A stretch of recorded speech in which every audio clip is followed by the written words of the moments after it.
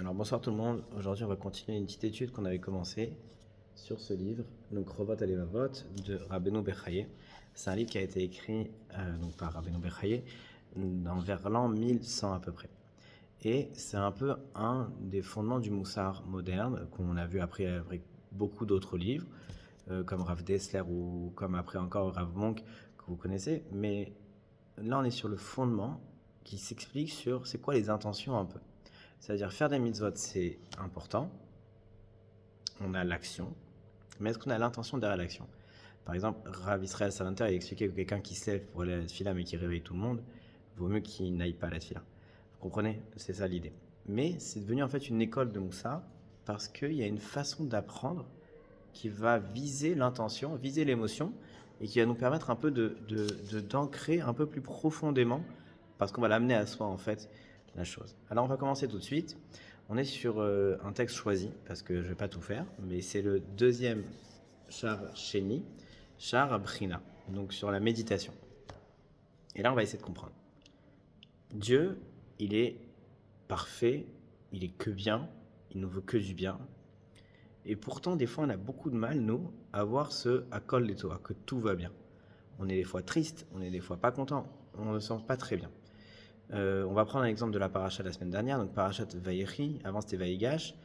Et donc, on voit qu'on a une vraie différence entre Yosef et ses frères, parce que Yosef, lui, il est tout le temps en train de dire « Ok, tout va bien, je sais que Dieu, il est avec moi. » Donc, il est tout nu, dans un puits, ok, il vient de se faire vendre par ses frères, ils voulaient le tuer à la base, mais là, lui, il est content, Dieu, il est avec lui.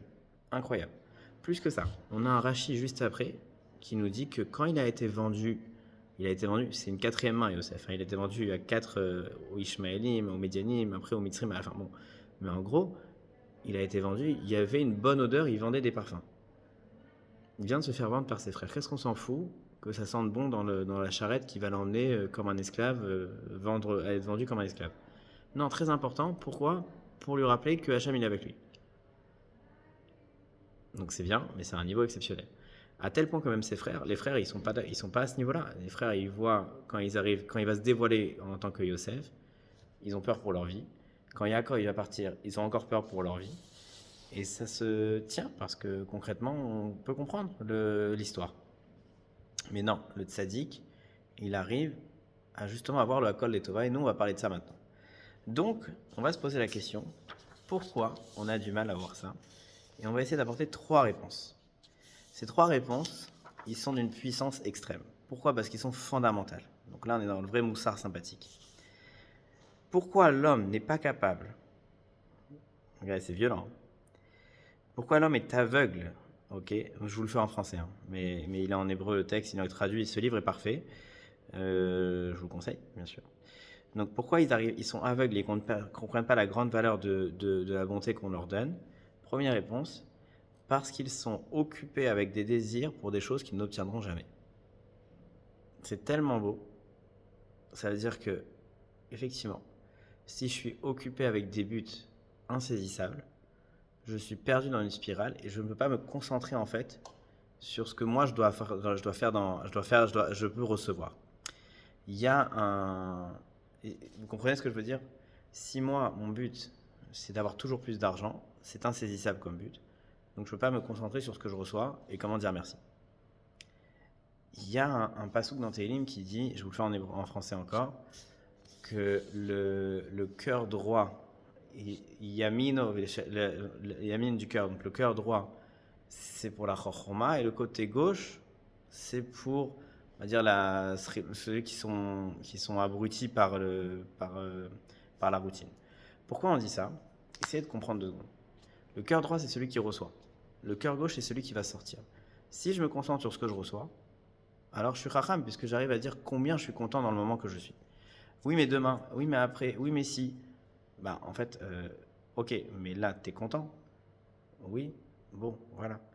Et en fait, on va créer une insatisfaction chronique et qui est du coup le cœur même, enfin, c'est marrant, le cœur même du combat entre Yaakov et Esav. C'est que lui, il veut manger, bouffer, bouffer. C'est ça, sa société occidentale, que qu'est-ce que t'as, c'est bien, mais il faut toujours que tu plus. Et ce plus-là, il nous empêche de dire merci, et il nous empêche de rentrer dans l'histoire. Je vous explique pourquoi. Qu'est-ce qui s'est passé avec Yehuda et Yosef?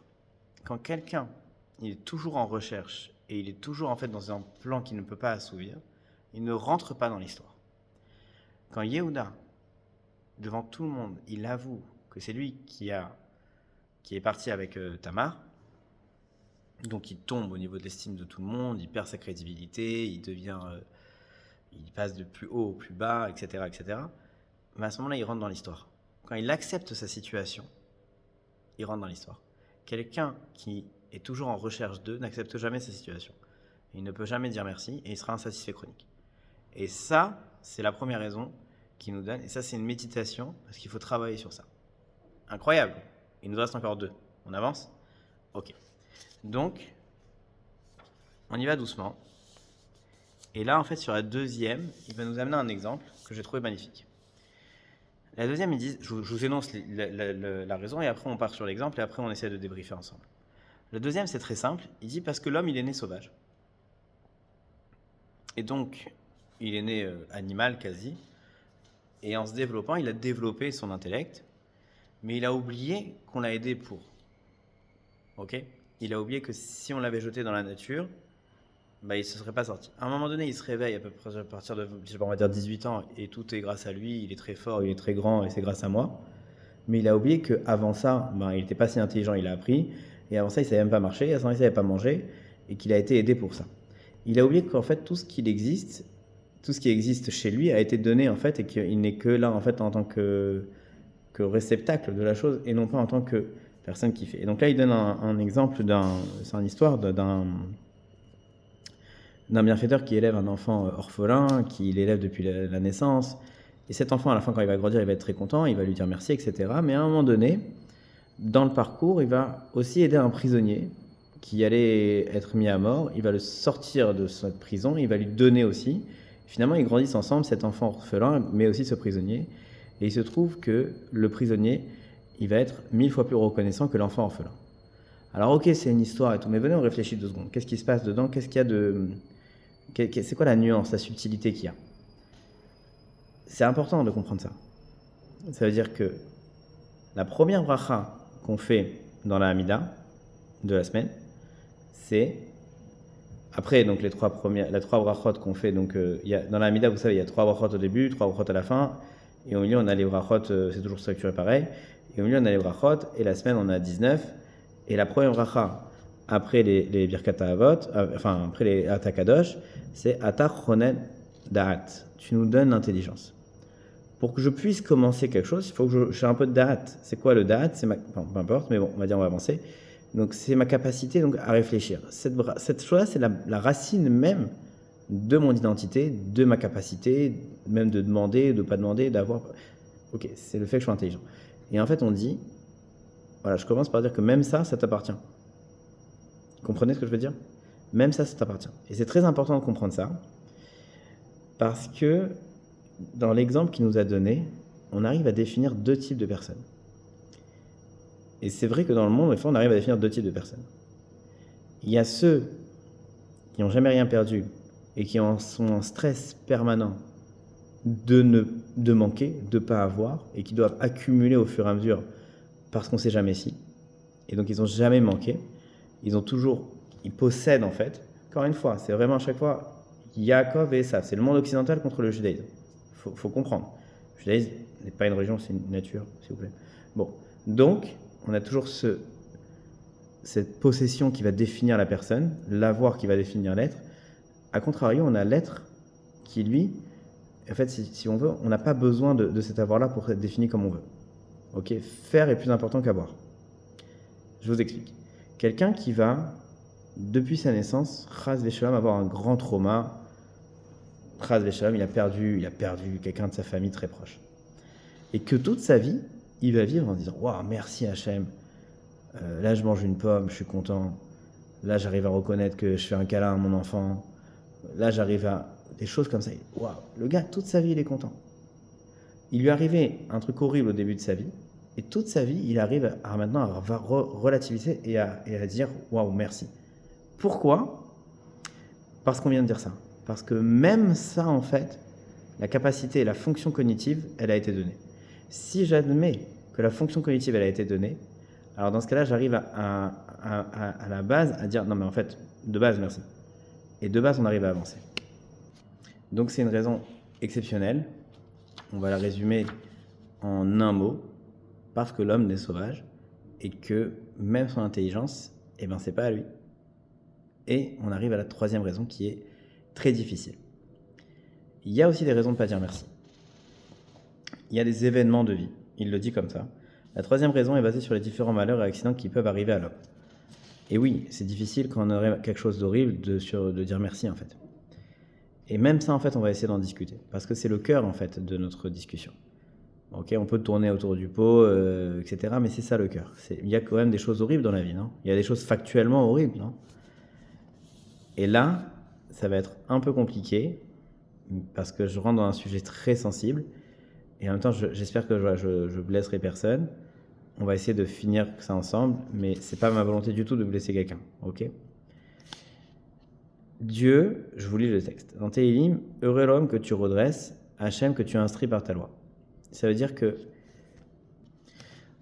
Hachem, il est présent encore plus, et on va discuter de ça, dans les situations difficiles. Et dans les moments où l'homme, lui, se sent seul, et on va discuter de ça. Il faut comprendre que, et là je vais aller sur le côté un peu difficile, après on va l'expliquer, donc prenez ça avec des guillemets pour l'instant. Celui qui quelque part a un sentiment d'injustice, c'est parce qu'au fond, il se prend pour Dieu. Et là, il donne un exemple parfait, et je vais vous le donner. Quelqu'un qui arrive dans une maison et qui est déjà aveugle. Il est aveugle parce qu'il y a du noir dans la maison, il ne voit rien. Et donc, toute la maison elle est organisée.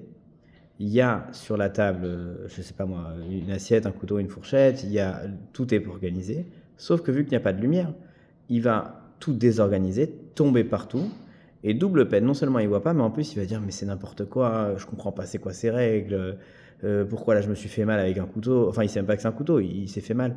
Et donc double peine, non seulement il ne voit pas, mais en plus, il remet le jeu en cause. Quand en fait on arrive dans la vie, et que Hachem il nous donne des règles, et que nous, au lieu de suivre les règles, on cherche à instaurer les nôtres, alors du coup, on va tout de suite avoir ce sentiment d'injustice permanent. Moi, je suis arrivé en Israël il y a maintenant plus de 5 ans, et c'est vrai que la première chose que Rav Shalom Bach nous avait dit, c'est d'abord, regarder avec un bon œil. Et c'est vrai que ça change tout. Parce que d'ici, quand on arrive, on est dans un autre monde, mais en même temps, on s'attend tellement à des choses différentes, on s'attend vraiment, on a des attentes. Mais si ça ne correspond pas à mes attentes, je dis, mais attends, mais c'est n'importe quoi. Alors que c'est à toi d'apprendre les règles du jeu nouvelles. Pourquoi le monde il va se mettre à ta disposition à toi? Et bien pareil avec Hachem quand il nous donne des règles. Et quand il nous arrive un malheur, malheureusement, nous on va avoir tendance directement à dire, donc ça veut dire qu'il y a un problème. Non, peut-être que dans cette situation-là, tu vas te sentir encore plus proche de Dieu. Et là, je vais vous rapporter 2 éléments. Il y a dans le Tanya, si je me rappelle bien, c'est le chapitre 35, il y a un niveau qui est très intéressant. Quand Hachem nous envoie un mifran, une épreuve, c'est le moment où il va être le plus avec nous, exactement comme un contrôle. Si maintenant vous passez 1 an à réviser un examen, ça peut arriver, et bien pendant l'examen, on va dire que là, à ce moment-là, vous êtes seul, et puis là, vos parents qui vous ont accompagné toute l'année précédente, ils vont vous attendre à la sortie. Et vous allez sortir d'examen, vous allez dire quoi? T'étais où? Voilà, ça fait 1 an que t'es avec moi, et puis là, pendant 2 heures, t'étais pas là. Non, mais pendant l'examen, moi, j'ai fait des Téhilim pour toi, j'étais encore plus avec toi que tu crois. Mais c'est juste que ce moment-là, on attend que toi, tu agisses tout seul. C'est des moments difficiles. Mais ce moment-là, on attend que tu agisses tout seul. Il y a une phrase qui est importante, c'est si vous ne voyez pas Hachem avec vous, c'est que c'est lui qui vous porte. Vous comprenez? Si à un moment donné, vous vous dites, mais attends, des fois, il y a des moments où on se sent hyper bien avec Hachem, on sent la simcha et tout, super. Et puis il y a des moments où on se sent seul, sachez que vous tenez que parce que lui, il vous porte à ce moment-là. Ça, c'est très important de comprendre. Et j'aimerais finir avec une histoire assez incroyable, qui a tout son lien ici. J'ai fait beaucoup le parallèle entre le monde occidental de Esav et le monde juif de Yaakov de Israël. Et j'aimerais vous expliquer un peu. Il y a dans ce chapitre-là le secret de la sérénité entre hommes et femmes, en tant que juifs, en tant que tout. Et ce secret, il est très facile à expliquer maintenant qu'on arrive à avoir plus de kélim au prochain. Si on limite ce monde à ce qu'on voit et à ce monde ici, alors forcément, notre volonté, elle va être d'optimiser ça. On va vouloir avoir, on va vouloir posséder, et on va avoir des buts en se disant, mais attends, pourquoi lui il aurait, moi j'aurais pas, je veux ici. Ok ? Quand par exemple, on entend des phrases que d'abord s'aider soi-même, ou d'abord faire pour soi, ou faut se construire, ou que c'est quoi ton kiff, ce qui est important c'est que tu profites. Ok, bécéder. Mais une fois que tu as fini ton stage sur cette planète et que tu vas en fait dans le Olam Haba, tu vas arriver, d'abord il reste plus rien. Donc c'est important de comprendre en fait ce jeu-là. Je vais vous raconter une histoire très sympathique pour finir qui va explorer ça. Bon, c'est un niveau de Rav Ovadia Yosef. Quand il a rencontré donc sa future femme, il rentre donc chez sa belle famille et c'est pas Rav Ovadia Yosef, c'est Ovadia Yosef pour l'instant, ok ? Donc son beau-père, il lui parle, son futur beau-père, il lui dit alors qu'est-ce que tu dis ? Ok, ah ouais, c'est bon, ouais. Il commence à le titiller, donc il commence à parler. Et puis 1 heure passe, 2 heures passent, 3 heures passent. Bon, il se trouve qu'on a oublié la femme de Rav Ovadia Yosef. Et donc le beau-père, il se sent gêné, il dit ok, tu reviens demain, je suis désolé, bon, on a tardé, c'est pas grave, on revient demain. Il revient demain. Et le temps d'attendre, il commence à parler. Et ils refont la même chose en fait. 3 heures plus tard, c'est toujours pareil. Et lui, il dit non, mais attends, je vais pas partir encore une fois, je vais aller la voir, je vais lui dire. Je vais me présenter, je vais dire bonjour, c'est pas bien, c'est honteux, non ? Et il va la voir, mais elle lui dit non, mais je veux pas te voir en fait. Tu veux parler avec mon père, t'es allé Shiva, ce qui t'intéresse c'est Shiva, va parler, ça tout, bye. Elle veut pas le voir. Je pense pas qu'elle parle comme ça, mais bon, vous avez compris. Et donc, Rav Ovadia Yosef, il dit je veux juste lui dire une phrase, si elle est d'accord, je reste, si elle n'est pas d'accord, je m'en vais. Et il va la voir et il lui dit voilà, moi, je m'occupe du Olam Haba, toi, tu t'occupes du Olam Hazé. Ça veut dire quoi en fait ? Bon, évidemment, ça a marché, mais ça veut dire quoi en fait ? Ça veut dire que si vous comprenez que la vie, ici, c'est une partie quantitativement réduite et qualitativement minuscule de la vraie vie, alors effectivement, si par exemple moi si je me définis en tant que moi-même seul, alors oui, quand je vais arriver en haut, on va me dire tu t'es occupé de toi, mais bon, il n'y a plus rien. Mais si en fait je me suis occupé du monde, je me suis occupé de ma vie, j'ai dit merci pour ce que j'avais et j'ai accepté les règles pour essayer de projeter en fait cette dimension à beaucoup plus haut, alors du coup j'ai compris que maintenant tout ce que je reçois c'est que à Kol et Tova. Et donc on a 3 forces qui sont énormes, et la troisième elle est énorme aussi. On s'est pris pour Dieu, parce qu'on a cru que ce qu'on voyait, c'est devenu les règles du monde. Mais ce qu'on voit ici, c'est minuscule. Ce qu'on voit ici, c'est minuscule. Et notre définition de nous, je vous le rappelle, elle ne se limite pas à nous, elle est personnelle, familiale, sociale, politique et nationale, et internationale si Dieu veut. Donc ça veut dire que quand on dit « moi je dois me sentir bien », je suis d'accord. Mais si on s'enferme, alors c'est juste un enquistement, c'est pas une bien. Ok, il faut se sentir bien à la plus large possible et il faut essayer de vivre le plus grandement possible en tant que juif et de vraiment diffuser notre judaïsme fier et fort, si Dieu veut, en Eretz Israël. Donc je dédie ce cours à tous ceux qui n'ont pas encore fait leur alia. Et oui, je reviens souvent sur ce sujet, mais je vous souhaite vraiment que cette année, si Dieu veut, rapidement, pas en Rav Kook qui dit il y a le grand chauffard, le petit chauffard. Le grand chauffard, c'est pour ceux qui ont écouté avant. Le petit chauffard, c'est pour ceux qui n'ont pas le choix, en gros. Et donc moi, je vous souhaite d'écouter le son du grand chauffard, de venir, de prendre le temps de profiter. Parce qu'on est là, on ne fait que profiter tous les jours, mais il faut qu'on soit le maximum présent pour pouvoir avoir la Géoula Shlema, Bezrat Hashem. À bientôt, soyez bénis.